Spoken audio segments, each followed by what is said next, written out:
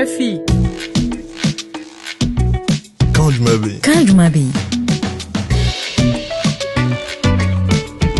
An ka foli be aw ye fo aw sigiraw la k'a fɔ ko aw ni sɔgɔma aw ni tile aw nu la aw ni ce ni waati na minnu be forow kɔnɔ manden dugu la k'a fɔ ko nin ye an ka jɛmukan kan jumɛn be yen dayɛlɛtɔ ye bi karidon sɛptamuru kalo tile fɔlɔ san 2019 ni waati na ne Cheick Berté de ka don kuma kalamani na k'an ka masala o la ɲaga ni sanga 30 nata in kɔnɔna la walasa aw ni anw an ka se k'an fɛlaw fɔ an ni ɲɔgɔn cɛ. An ka bi fɛn labɛnnenw an bɛna minnu lase aw ma olu ka ca jɛmukan bakurubaw bɛna sigi lɔgɔkun hakilina ɲuman kan o kɛnɛ kan ani Siyaka Tarawele bɛna masala ale ye association Sini Sanuma ɲɛmɔgɔ ye ka bɔ Mali la u ka baara o bɛ mun kan Siyaka bɛna ɲɛfɔli kɛ an ye o ko kan. Siyaka mana tɛmɛ sa an bɛna ladilikan sɔrɔ bi sɔgɔmaden na ka jumɛn bɛ kɛnɛ kan o bɛna kɛ fukofukolabana kan ni dɔgɔtɔrɔ Yakuba Toloba ye ka bɔ Mali la o la sisan kan jumɛn bɛ labanyɔrɔ la an ka lasigiden Nama Jara bɛna taa n'an ye fo Senegali faaba la ka taa Banaya Sisoko ka taa ale ko la dɔ dɔnkilidalaba kun don a tanyana bi a kɔ bɛ ka kɛ cogo jumɛn na a tiɲɛ talen bɛ jɔn fɛ ɲama bɛna ɲɛfɔli kɛ an ye o kan o la sisan an bɛ foli lase aw ma tuguni ka ɲininkali o sɛmɛ la k'a fɔ ko kan jumɛn o bɛ aw da walima kan jumɛn o bɛ an bɛɛ lajɛlen da ni an ka kɛnɛ a dayɛlɛtɔ ye bi sɔgɔmada in na an b'a fɔ dɔrɔn an k'i wa. Aw ni ɲankuma an balima RFI lamɛnbagaw ni ye an donne an ka jɛmukan kan jumɛn bɛ kɛnɛ fɔlɔ la kan jumɛn bɛ kɛnɛ fɔlɔ la bi sɔgɔmada in na an bɛna daminɛ ni lɔgɔkun hakilina ɲuman ye i n'a fɔ lɔgɔkun bi sɔgɔmada in na lɔgɔkun hakilina ɲuman bɛna taa Mali la ka taa kuma di baɲumankɛ tɔn dɔ ma baɲumankɛ tɔn min ni a bɛ wele ko Sini Sanuma ani a ɲɛmɔgɔ dɔ bɛ ɲɔgɔn fɛ ni ale tɔgɔ ye ko Siyaka Tarawele nɛgɛjuru sira kan Siyaka Tarawele i ni sɔgɔma. Ni sɔgɔma. Siyaka Tarawele yanni an ka taa ɲɛfɛ aw ka tɔn baɲumankɛ tɔn in n'a bɛ fɔ a ma ko Sini Sanuma aw ka baara ɲɛsinnen bɛ muso dɛmɛli ma muso minnu ni waleya juguyaw bɛ ta la ka ɲɛsin u ma mais i bɛ se ka dɔɔni ɲɛfɔ an ye kɛrɛnkɛrɛnnenya la Sini Sanuma yɛrɛ ye tɔn jumɛn de ye ale ni a sigila waati jumɛn na a n'a ka baara ye mun de ye. Sini Sanuma ye yɛrɛ tɔn ye n'an b'a fɔ ko baɲumankɛ tɔn an dayɛlɛla Mali kɔnɔ san 2002 octobre kalo tile 2 parce que an ka jamana papier min sɔrɔ o sɔrɔla o waati de la nka o y'a sɔrɔ an tun bɛ baara kɛ baɲumankɛ tɔn wɛrɛ la n'a bɛ fɔ ko ONG o tun ye S3 ye an ka baara ɲɛsinnen bɛ mun ma ni an y'o k'an ka taabolo yɛrɛ o ye muso ani denmisɛnninw ka hakɛ makarani Mali kɔnɔ ani diɲɛ jamana fan bɛɛ kɔnɔna la. A b'o hakɛ dun makaran cogo jumɛn na aw ka baara ye mun de ye ka taa musow ka fan fɛ ka u ka hakɛ makaran. An ka baara ɲɛsinnen bɛ min ma o ye ka hakilina falen kɛ ani ka kalanbolo da ani ka se musow ma muso minnu bɛ yen ni ɲangata in b'u kan an bɛ se k'o dɛmɛ cogo di o hakilina falen o bɛ k'an ni jɔnni cɛ o bɛ k'an ni musow cɛ a bɛ k'an denmisɛnninw cɛ a bɛ k'an ni maakɔrɔbaw cɛ a bɛ k'an ni faamalamɔw cɛ a bɛ k'an n'an ka laadalatigiw fana ni ɲɔgɔn cɛ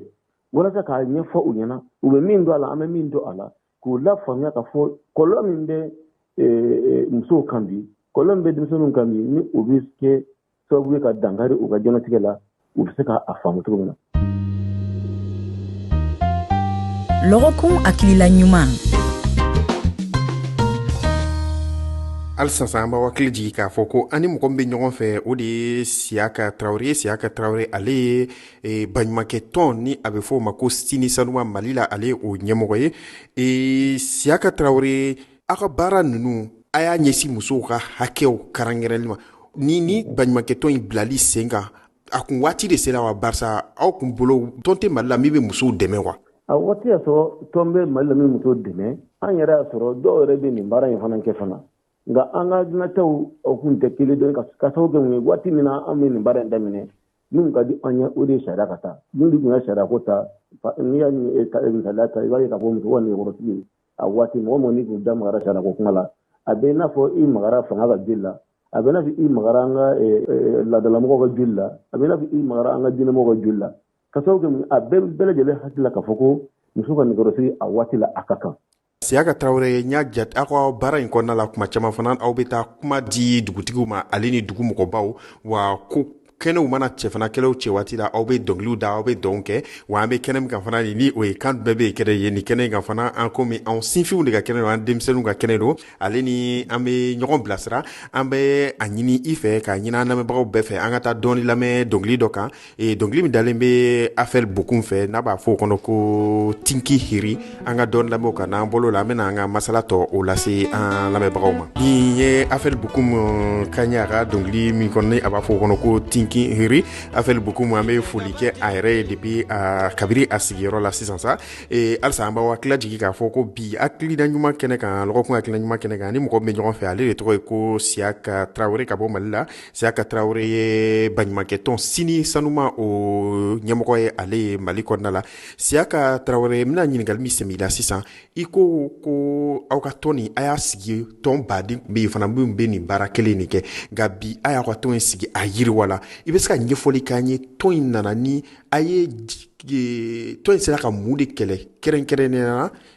n'an b'a fɔ o ma ko résultat walima jaabi kɔnɔna la Mali la. An ka tɔn in sigilen ni sisan cɛ nka an sera ka dugu 13 de sen bɔ muso ka nɛgɛkɔrɔsigi a di denmisɛnw ka furu joona la minnu y'o kan di an ma a tɛ i n'a fɔ dugu bɛɛ lajɛlen y'a dabila nka dugu maakoloma bɛɛ y'a dabila parce que ni dugu maakoloma bɛɛ y'a da a la k'a fɔ ko an y'a dabila dugutigi k'i tɛgɛ don papier la alimami k'i tɛgɛ don papier la musokuntigiw k'u tɛgɛ don a la denmisɛnnin ɲɛmɔgɔw k'u tɛgɛ don a la a kuma ka fɔ jama ɲɛna k'a kɛ ɲɛnajɛba ye an tila k'a fɔ o ye belebeleba ye o tɛmɛnen ka bɔ yen tuguni mɔgɔ min bɛ o tɛgɛ don papier la ka ko ɲɛna nɛgɛkɔrɔsigi dabila n'a bɛ fɔ o ma ko signature individuelle sur le pacte o bɛ taa mɔgɔ 70 ni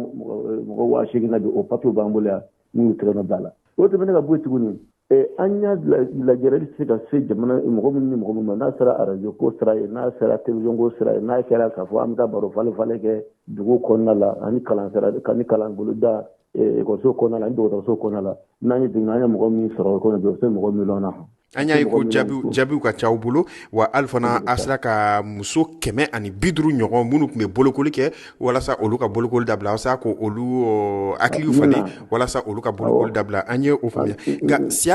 Siyaka Traoré sisan kuma kan laban na dakun ye damadamanin na ni mɔgɔ min bɛ fɛ ka aw ka baɲumankɛ tɔn in ka ko ladɔn ka don a la walima muso dɔw fana bɛ fɛ ka ɲɛfɔli kɛ a ye ko dɔ bɛ a kan min o tɛ ko ɲuman ye i b'a kɛ cogo jumɛn mɔgɔw bɛ se ka aw lasɔrɔ cogo jumɛn de la. An ka lasɔrɔli a ka nɔgɔn kosɛbɛ n'a ka di i bɛ se k'an wele nɛgɛjuru sira la nɛgɛjuru sira n'o ye Mali nɛgɛjuru sira ye o ye 76 02 14 11 o ye gratuit i b'an wele dɔrɔn i b'an sɔrɔ n'o m'i ja n'i taara ne tigɛ dɔrɔn niko sini sanuma wala niko excision Mali ni excision Mali ta dɔrɔn i bɛ sini sanuma tɔgɔ y'a kɔnɔ. An ye a faamuya k'a fɔ aw bɛ lasɔrɔ cogo min na ni tun ye Siyaka Traoré an ka bi jamukan lɔgɔkun hakilina ɲuman kɛnɛ kan Siyaka Traoré ale ye Mali la baɲumankɛ tɔn min ni a bɛ fɔ o ma ko sini sanuma o ɲɛmɔgɔ ye ale ye ni aw b'a fɛ ka cikan di baɲumankɛ tɔn